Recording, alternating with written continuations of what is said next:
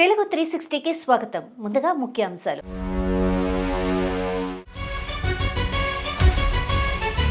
BRS కార్యకర్తల జోలికొస్తే ఉరికించి కొడతాం. Etela రాజేంద్రకి MLA పాడి కౌశిక్ రెడ్డి వార్నింగ్.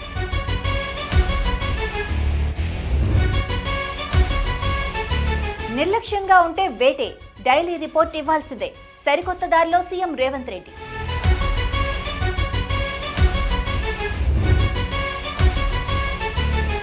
ఎలా హామీ ఇచ్చారో అలా అమలు చేయండి. రాష్ట్ర ప్రభుత్వానికి బీజేపీ డిమాండ్.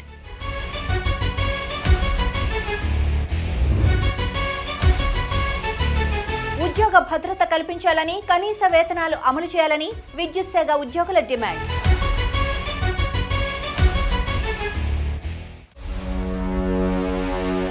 ఇక వివరాల్లోకి వెళ్తే, కూటమి ప్రభుత్వం తమ డిమాండ్లను నెరవేర్చాలని ప్రకాశం జిల్లా సర్పంచుల సంఘం ఒంగోలు కలెక్టర్ కార్యాలయం ఎదుట ధర్నా చేపట్టారు. అనంతరం కలెక్టర్కు వినతి పత్రం అందించారు. ఈ సందర్భంగా వారు మాట్లాడుతూ, గ్రామ పంచాయతీ ఆత్మవిశ్వాసం, ఆత్మగౌరవం డిక్లరేషన్లో భాగంగా ప్రభుత్వం పలు హామీలు ఇచ్చినప్పటికీ అవి ఇంకా నెరవేర్చడం లేదని ఆవేదన వ్యక్తం చేశారు. గ్రామ పంచాయతీ అభివృద్ధి కొరకు తాము పనులు చేస్తున్నప్పటికీ తమకు బిల్లులు రావటం లేదని అన్నారు. కేంద్ర ప్రభుత్వం నిధులను దారి మళ్లించకుండా వెంటనే గ్రామ పంచాయతీలకు విడుదల చేయాలని కోరారు.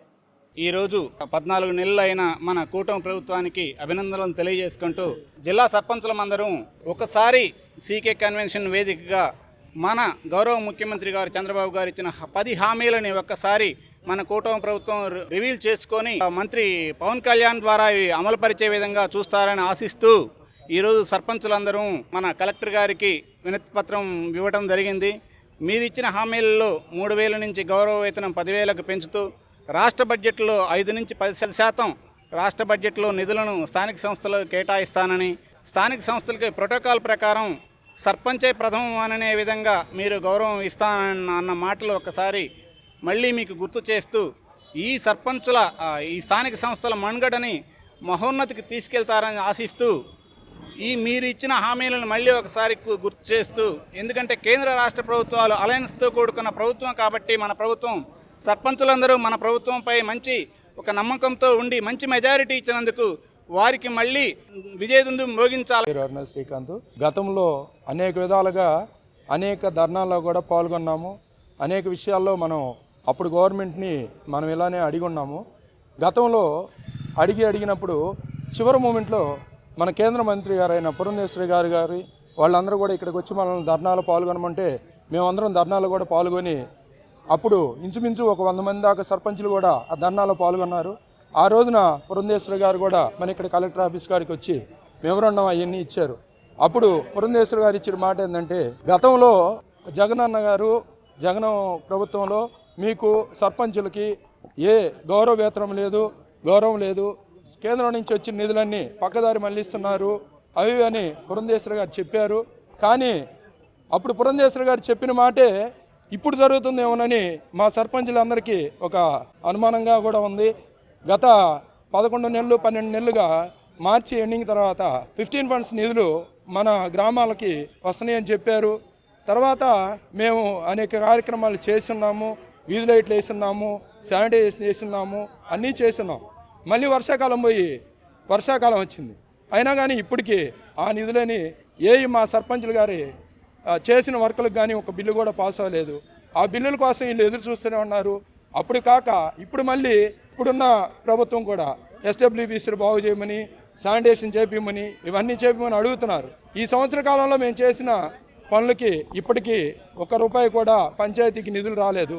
ఇప్పుడు కూడా మళ్ళీ చేయమంటే ఇక మేము మా ఇళ్లలో డబ్బులు తెచ్చిపెట్టి చేసి మేము ఇప్పుడు గవర్నమెంట్ని వేడుకుంటుంది ఏంటంటే, మాకు కేంద్రం నుంచి వచ్చిన నిధుల్ని వెంటనే మాకు పంచాయతీలకు అందజేయాలి.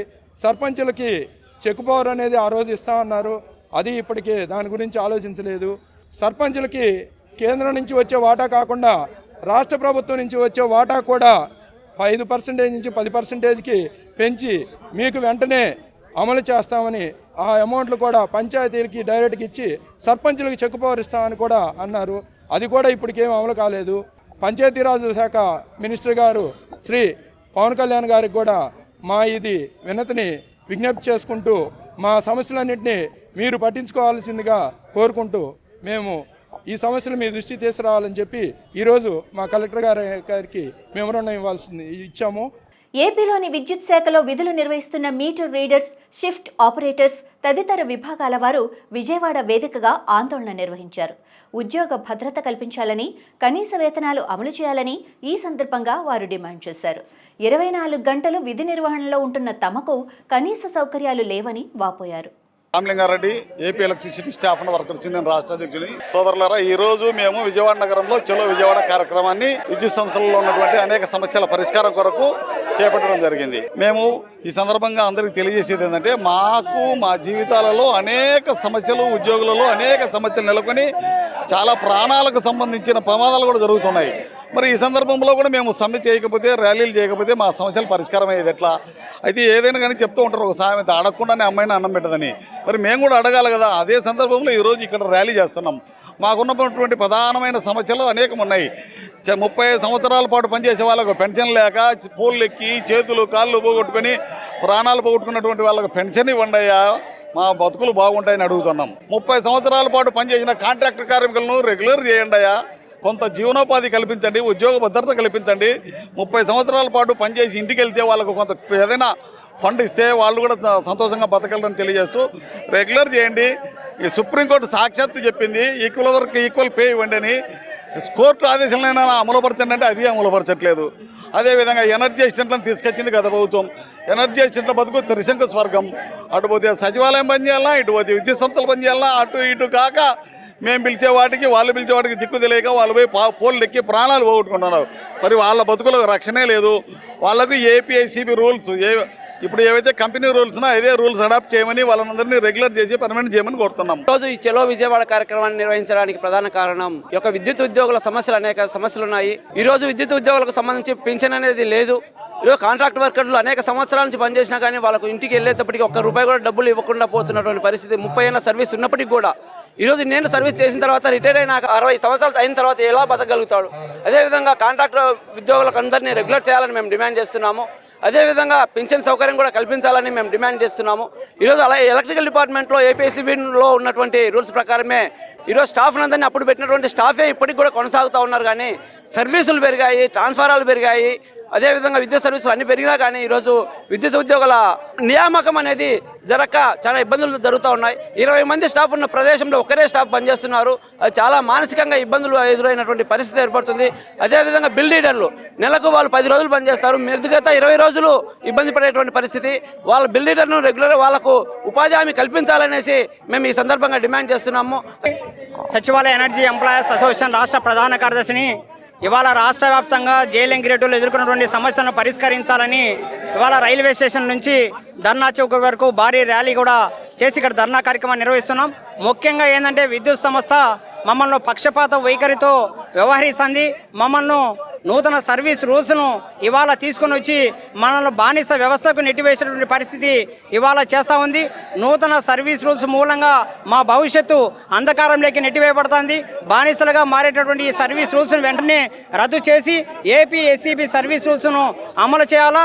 జేఎల్ఎం గ్రేడ్లకు అందరికీ కూడా ఏఎల్ఎంలుగా ప్రమోషన్లు ఇవ్వాలా. ఇక అదేవిధంగా రెస్కోలో పనిచేస్తున్నటువంటి జేఎల్ఎం గ్రేడ్లను వెంటనే రెగ్యులరేషన్ చేయాలా. ఇవాళ ఈ కూటమి ప్రభుత్వము అదేవిధంగా విద్యుత్ యాజమాన్యము మా న్యాయమైనటువంటి డిమాండ్ల పరిష్కారంలో చొరవ చూపాలని, లేని పక్షంలో మరింత ఎత్తున ఉద్యమించక తప్పదని ఈ సందర్భంగా తెలియజేసుకుంటున్నాం. హరికృష్ణ, తిరుపతి జిల్లా ఎనర్జీ ఎంప్లాయీస్ అసోసియేషన్ రాష్ట్ర కమిటీ మెంబర్గా మాట్లాడుతున్నాను. ఏదైతే ఇప్పుడు సచివాలయం ఎంప్లాయీస్లో దాదాపు 20 రకాల శాఖలు ఉన్నాయి. అందులో విద్యుత్ శాఖ ఒకటి. విద్యుత్ శాఖలో మేము జేఎల్ఎం గ్రేడ్ 2లుగా పనిచేస్తున్నాము. విద్యుత్ శాఖలో ఉన్న ప్రతి ఒక్క ఎంప్లాయీకి వాళ్ళ డిపార్ట్మెంట్ యొక్క రూల్సే ఉన్నాయి. మాకు మాత్రం ఎందుకు కొత్తగా సర్వీస్ రూల్స్ అనేది ప్రకటిస్తారు? మీరు మేము ఉద్యోగులమే కదా, మాకు ఎలాగ మీరు కొత్త సర్వీస్ రూల్స్ అనేది ఇంప్లిమెంట్ చేస్తారు?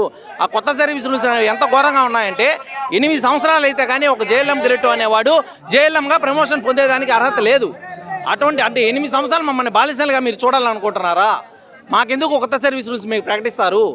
ఇమీడియట్గా ఇప్పుడు 2000 మంది రోడ్డుకు వచ్చాం. 2000 నుంచి 3500 మంది వరకు రోడ్డుకు వచ్చాం. రేపు కానీ ఇదే విధంగా కొనసాగితే 7500 మంది రోడ్డుకు వచ్చి ఏపీని అంధకారం చేసేదానికి కూడా అడుగుతున్నాం. ఎందుకంటే ఇప్పుడు ఎవరన్నా పనిచేస్తున్నారు విద్యుత్ శాఖలు అంటే ఒక జేఎల్ఎం గ్రేడ్ 2 మాత్రమే. ఇప్పటి వరకు మా డ్యూటీ నిమిత్తం 200 మంది చనిపోవడం జరిగింది. అలాగే 350 మంది వరకు క్షతగాత్రులై కాళ్ళు చేతులు పోగొట్టుకొని చాలా దీనస్థితిలో ఉన్నారు. వాళ్ళకి జీతాలు ఇవ్వడం కానీ అటువంటి ఏమీ జరగలేదు. అలాగే చీపురుపల్లిలో 58 మంది జేఎల్ఎం గ్రేడ్ 2 అంతా ఇంతవరకు ప్రమోషన్ డిక్లేర్ చేయలేదు. వాళ్ళు జాయిన్ అయ్యి 4 సంవత్సరాలు అవుతుంది. వాళ్ళు అందరిలాగానే ఎగ్జామ్ రాసే వచ్చారు కదా, వాళ్ళకి ఎందుకు మీరు ప్రమోషన్ డిక్లేర్ చేయరు? కేవలం 15,000తో 4 సంవత్సరాలుగా వాళ్ళు ఉద్యోగం చేస్తున్నారు. వాళ్ళు ఏం మనుషులు కదా? ఎందుకు వాళ్ళని మాత్రం ఇంత వివక్షగా చూస్తున్నారు? అలాగే చీపురుపల్లిలో ఉండే వాళ్ళందరికీ ఇమీడియట్గా 2 రోజుల్లోనే ప్రమోషన్ డిక్లేర్ చేసి ఆర్డర్స్ ఇవ్వాలి. లేదంటే మేమంతా కూడా దీన్ని ఇంకా ఎక్కువ ఉధృతం చేస్తాం.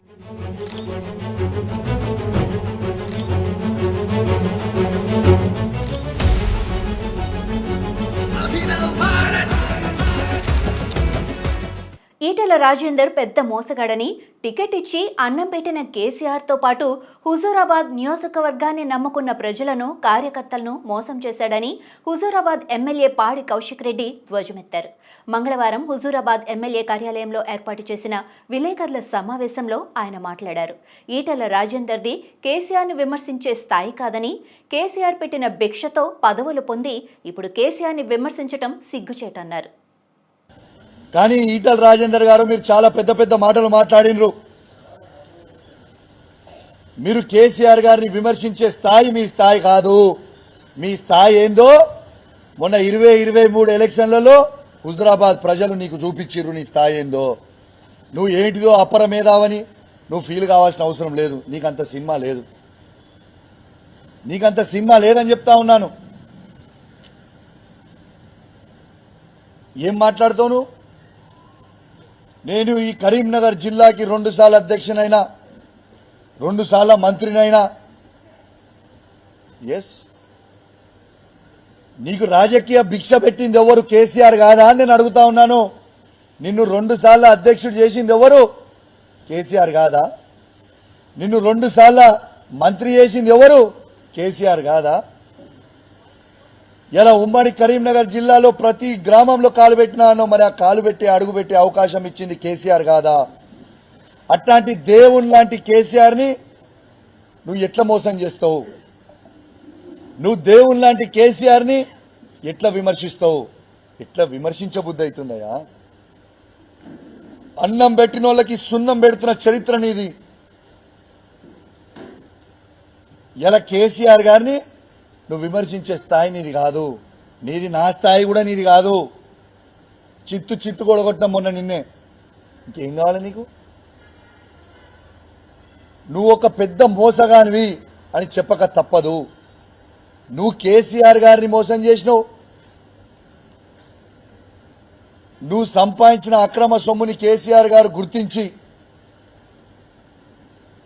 పేద దళితుల భూములని నువ్వు గుంజుకుంటే అవన్నీ గుర్తించి ఇలా నేను తన్ని పార్టీ నుంచి బయటికి వెళ్ళగొట్టి నువ్వు దానికి ఏం చెప్తున్నావు? నువ్వు చేసిన అవినీతికి నువ్వు ఒక అవినీతి పరునివి, నువ్వు ఒక చీటర్వి, మోసగానివి అని ఉద్దేశంతో నేను పార్టీ నుంచి బయటికి పంపింది కేసీఆర్ గారు. కానీ నువ్వేం చెప్తున్నావు? బీఆర్ఎస్ పార్టీలో ఆనాడు టీఆర్ఎస్ పార్టీలో ఎమ్మెల్యేలు అందరూ నాతో బాగుండే కాబట్టి కేసీఆర్ నేను బయటకు పంపించింది. నువ్వు ఆ రోజు కేసీఆర్ గారిని ద్రోహం చేద్దామనుకున్నావు, కుట్ర చేద్దామనుకున్నావు. ఎవరు కూడా సహించలేని ఎమ్మెల్యేలు. నువ్వు ఎమ్మెల్యేలను పిలిచి నేను పైసలు ఇస్తా, నేను ముఖ్యమంత్రి అయితా, కేసీఆర్ గారిని దించుదామంటే మా బీఆర్ఎస్ టీఆర్ఎస్ పార్టీ ఎమ్మెల్యేలు ఎవ్వరు కూడా ఒప్పుకోలే, నీతో ఎవరు కూడా రాలే అన్నారు. నువ్వు చేసిన కుట్ర ఆ రోజు. కేసీఆర్ గారు నీకు అన్నం పెట్టిన పాపానికి కేసీఆర్ గారికి నువ్వు సున్నం పెడదామనుకున్న దుర్మార్గమైన ఆలోచన నీకు వచ్చింది ఆ రోజు. కూటమి సర్కార్ ఉద్యోగులపై వేధింపులకు పాల్పడుతోందని YSRCP employees and pensioners wing రాష్ట్ర అధ్యక్షుడు నలమూరు చంద్రశేఖర్ రెడ్డి మండిపడ్డారు. తాడేపల్లిలోని ఆ పార్టీ కేంద్ర కార్యాలయంలో మీడియాతో మాట్లాడుతూ ఉద్యోగుల బదిలీలను సైతం కూటమి ఎమ్మెల్యేలు తమ అక్రమార్జనకు ఆదాయ వనరుగా మార్చుకుంటున్న దారుణమైన పరిస్థితి ఏపీలో నెలకొందని ఆగ్రహం వ్యక్తం చేశారు. రాష్ట్ర ప్రభుత్వం తరఫు నుంచి పనిచేస్తున్నటువంటి అధికారి రూల్స్ ప్రకారంగా సిస్టమేటిక్ గా కాన్స్టిట్యూషన్ ప్రకారంగా పనిచేస్తారే తప్ప మీ సొంత రాజ్యాంగం ప్రకారంగా పనిచేయాలనేటువంటి మీ యొక్క తీర్పును వాళ్ళు మరి అనుసరించట్లేదనేటువంటి ఆ యొక్క ఇదే మీరు మనసులో పెట్టుకుని నానా విధాలుగా వాళ్ళని మాట్లాడడం మాత్రము మంచి పద్ధతి కాదు. ఇప్పటికైనా కూడా మీరు మానుకోవాలి అని చెప్పేసి కూడా నేను ఈ సందర్భంగా జేసీ ప్రభాకర్ రెడ్డి గారు పెద్ద మనిషిగా అతనికి తెలియజేస్తా ఉన్నా. మరి నీ మీద కూడా కేసులు పెడతా అంటున్నాడు ఒక అడిషనల్ ఎస్పీ, ఒక ఐపీఎస్ అధికారి మీద. మరి లా అండ్ ఆర్డర్ అంటున్నావు, మాకు తెలియదా లా అండ్ ఆర్డర్ అంటే ఏంటి? దాని ఉద్దేశం లా అండ్ ఆర్డర్ మెయింటైన్ చేయాల్సింది పోలీస్ అధికారా, లేకపోతే మీ సొంత రాజ్యాంగం ప్రకారంగా మీరు ఒక మున్సిపల్ చైర్మన్ గా ఉంటూ మరి మీరు చెప్పినట్టు నడుచుకోవాలనా? అతి పడుతున్నావా నువ్వు? నీకు ఎంత ముట్టింది? నీ సంగతి చూస్తాను అని రకరకాలుగా. ఏందిరా నువ్వు? నీ పోలీసు వాళ్ళతో ఏం చేస్తావు నువ్వు? నీ ఆఫీసు ముందు ధర్నా చేస్తా నీకు దమ్ముంటే నువ్వు మరి నీ యొక్క మందుకొండ సామగ్రితో అంటే మీరు మీ తుపాకులతో అడ్డుకుంటావా, ఏం చేస్తావో చూస్తా. నీకు దమ్ముంటే కాసుకో, రేపు నీ యొక్క ఆఫీసు ముందే నేను చేస్తానని బెదిరిస్తూ ఉంటే, ఒక ఐపీఎస్ ఆఫీసర్నే బెదిరిస్తూ ఉంటే ఇక చిన్న తరగతి వాళ్ళు ఏ విధంగా మీరు గౌరవం ఇస్తారు అని చెప్పి నేను ఈ సందర్భంగా అడుగుతా ఉన్నా. రాష్ట్ర ముఖ్యమంత్రి గారిని అడుగుతూ ఉన్నా. ఎన్నికల సమయంలో నానా విధాలుగా ఉద్యోగులకి మీరు హామీలు ఇచ్చారు. ఉద్యోగుల యొక్క గౌరవాన్ని నేను కాపాడుతా, నేను వస్తే అన్నారు. ఇదేనా మీరు కాపాడేటువంటి గౌరవం అని చెప్పేసి కూడా నేను ఈ సందర్భంగా క్వశ్చన్ చేస్తున్నా ముఖ్యమంత్రి గారు.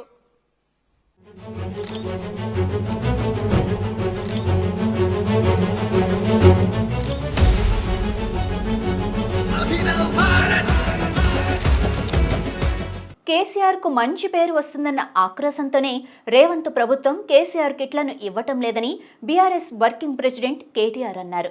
బీఆర్ఎస్ హయాంలో ఇచ్చిన కేసీఆర్ కిట్లతో మాతా శిశు మరణాలు గణనీయంగా తగ్గి ప్రభుత్వ ఆసుపత్రుల్లో ప్రసవాలు పెరిగాయని తెలిపారు. తన పుట్టినరోజు సందర్భంగా కేసీఆర్ కిట్లను ఇస్తానని ప్రకటించిన కేటీఆర్ గిఫ్ట్ ఏ స్మైల్లో భాగంగా హైదరాబాద్కు చెందిన తల్లి బిడ్డలకు తెలంగాణ భవన్లో కేసీఆర్ కిట్లను అందించారు.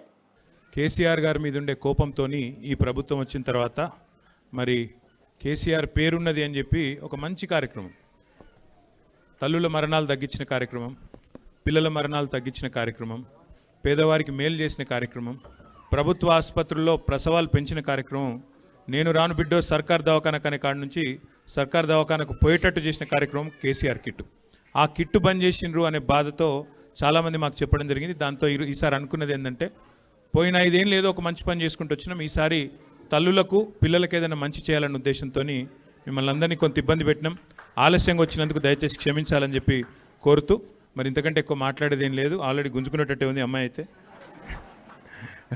ఏం లేదు, అందరికీ ఒక 5,000 కిట్స్ తెప్పించిన. एक मिनट बेटा ले आप दे दो मैं ले तो नहीं ले रही हूँ, ले बेटा అబ్బా థ్యాంక్ యూ. సో లాంఛనంగా ప్రారంభం అయిపోయింది. ఇక మరిగా మిగతా డిస్ట్రిబ్యూషన్ ఇచ్చేసుకుంటే చేసుకుందాం. Thank you. మీ అందరు కూడా మళ్ళొకసారి పేరు పేరు నమస్కారం. Thank you.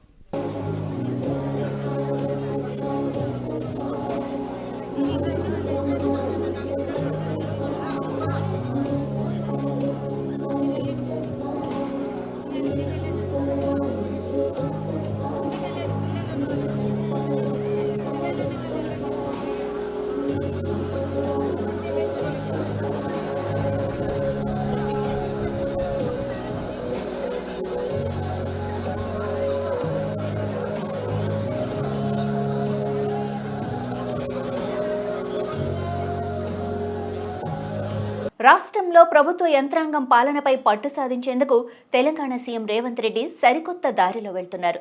జిల్లా కలెక్టర్ల నుంచి రోజువారీ వర్క్ రిపోర్ట్ అడుగుతున్నారు. వర్షాలు కురుస్తున్న వేళ పరిపాలన, జనజీవన ఇబ్బందులపై సర్కార్ దృష్టి సారించింది.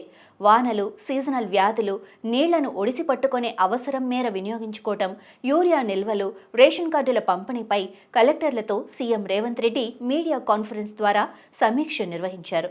జిల్లాల పరిధిలోని ఐఏఎస్ అధికారులు క్షేత్రస్థాయిలో పర్యటించాలని, రోజు కలెక్టర్లు ఏం పని చేశారో తనకు తెలియజేయాలని సీఎం రేవంత్ రెడ్డి ఆదేశించారు.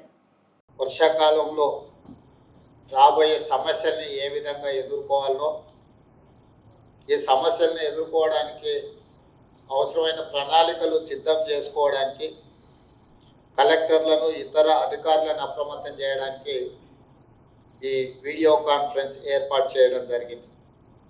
ప్రధానంగా కలెక్టర్లందరికీ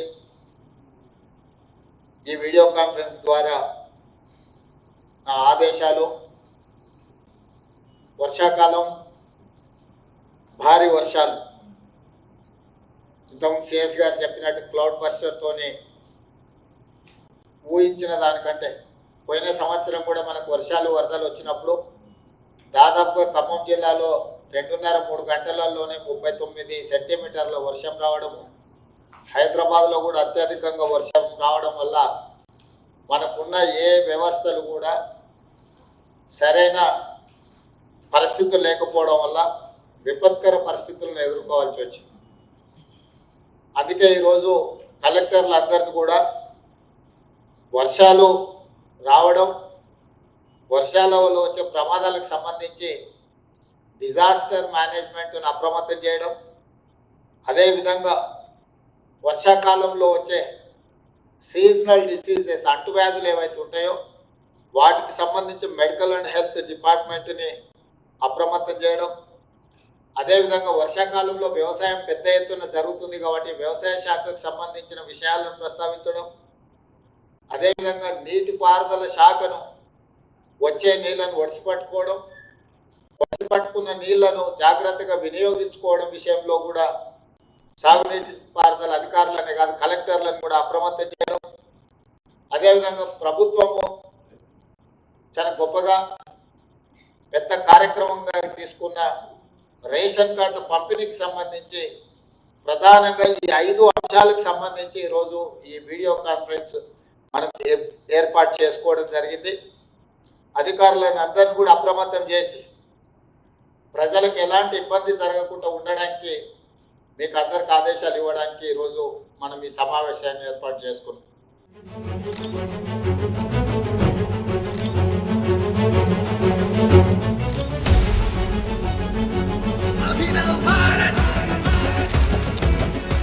రాష్ట్ర స్థానిక సంస్థల ఎన్నికలలో 42% బీసీ రిజర్వేషన్ల అమలు బాధ్యత రాష్ట్ర ప్రభుత్వానిదేనని బీజేపీ రాష్ట్ర అధ్యక్షుడు రామచంద్రరావు అన్నారు. బీసీ రిజర్వేషన్లను 9 షెడ్యూల్లో చేర్చడానికి న్యాయపరమైన చిక్కులు ఉన్నాయని, అది తెలిసి బీసీలను తప్పుదోవ పట్టిస్తూ వారి ప్రయోజనాలతో కాంగ్రెస్ చెలగాటమాడుతోందని మండిపడ్డారు. 9వ షెడ్యూల్లో చేర్చిన ప్రతి అంశాన్ని సమీక్షించే అధికారం తమకు ఉందని సుప్రీంకోర్టు పలుమార్లు చెప్పిన విషయం కాంగ్రెస్ మంత్రులకు, న్యాయ సలహాదారులకు తెలియదా అని ప్రశ్నించారు. పదే చెప్తా ఉన్నారు, 42% రిజర్వేషన్లు పెట్టి ఈరోజు కేంద్రం మీద తోసి ఈరోజు తెలంగాణ ఒక బీసీలకు మీరు ఇచ్చినట్టు హామీ, తెలంగాణ బీసీ సమాజానికి ఇచ్చినట్టు హామీ మీరు ఏ విధంగా నెరవేరుస్తారని చెప్పేసి అడుగుతా ఉన్నాం. ఈరోజు 42% రిజర్వేషన్ బీసీ ఓబీసీలకు లోకల్ బాడీ ఎలక్షన్స్లో మీ ఇస్తారని చెప్పేసి బిల్లు తీసుకురావడం జరిగింది. ఆ బిల్లు భారతీయ జనతా పార్టీ మీకు పూర్తిగా మద్దతు చేసింది. ఈరోజు ఆర్డినెన్స్ రాకముందు ఈ బిల్లులో మేము 10% ముస్లింలకు ఇస్తాం, మేము 10% మైనార్టీలకు ఇస్తాం అనేటటువంటి మాటలు మాట్లాడుతూ ఉన్నారు. దీన్ని భారతీయ జనతా పార్టీ తీవ్రంగా మతపరమైనటువంటి రిజర్వేషన్ని మేము వ్యతిరేకిస్తున్నాం. రెండోది, వారు ఏమంటున్నారంటే 9th షెడ్యూల్లో పంపించాలి, కేంద్ర ప్రభుత్వం బాధ్యత, మీరు 9th షెడ్యూల్లో పంపిస్తే ఇది అమలు పరుస్తుందని చెప్పేసి. నేను రాష్ట్ర ప్రభుత్వాన్ని అడుగుతా ఉన్నాను, మీరు క్యాబినెట్లో దీని మీద చర్చ చేసినప్పుడు మీకు న్యాయ సలహాలు తీసుకున్నారా లేదా?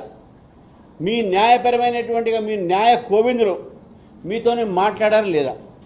దానిపైన మీకు సలహాలు ఇచ్చారా లేదా? 42% రిజర్వేషన్లు ఇవ్వాలంటే సుప్రీంకోర్టు ఇచ్చినటువంటి ఒక 50% క్యాప్ మించుతుంది. దానికి పంచాయతీరాజ్లో 285 సెక్షన్ ఏదైతుందో అది అడ్డున్న సంగతి మీ అందరికి తెలుసు. అడ్డున్నప్పుడు తెలిసి కూడా మీరు దాని బిల్లు తీసుకోవడం జరిగింది. ఇప్పుడు ఆర్డినెన్స్ తీసుకొస్తున్నారు. ఆర్డినెన్స్ తీసుకొచ్చి మీరు 9th షెడ్యూల్లో దీన్ని పెట్టాలని చెప్పి మీరు అంటున్నారు. నేను రాష్ట్ర ప్రభుత్వాన్ని, ముఖ్యమంత్రి గారిని, వారి కేబినెట్ మినిస్టర్స్ని అడుగుతా ఉన్నాను, మీరు ఈ యొక్క 9th షెడ్యూల్లో పంపించేటటువంటి ఒక ప్రక్రియ మీకు తెలుసా? మీ న్యాయ సలహాలు మీకు చెప్పలేదా? కేశవనంద భారతి కేసులో 1973లో కేశవనంద భారతి కేసులో చెప్పడం జరిగింది స్పష్టంగా, ఏదైనా సరే ఏ ఇష్యూని 9th షెడ్యూల్లో పంపిస్తే అది జ్యుడిషియల్ రివ్యూకు పోవాలి. ఆ జ్యుడిషియల్ సుప్రీంకోర్టులో జ్యుడిషియల్ రివ్యూ పోవాలి. ఇవి ఇప్పటి వరకున్న అప్డేట్స్. మరిన్ని అప్డేట్స్తో మళ్ళీ కలుద్దాం. అంతవరకు చూస్తూనే ఉండండి అభినవ్ భారత్.